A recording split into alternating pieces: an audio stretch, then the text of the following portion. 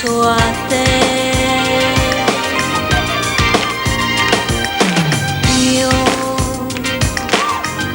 Io che posso anche cantare senza voce, se soltanto sogno te.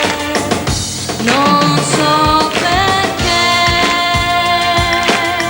quando tu sei lontano passo il tempo a parlare con te. Ma se tu sei qui io non parlo più. Eppure tu, meravigliose poesie sai ascoltare da me, anche se tu sai che quando sono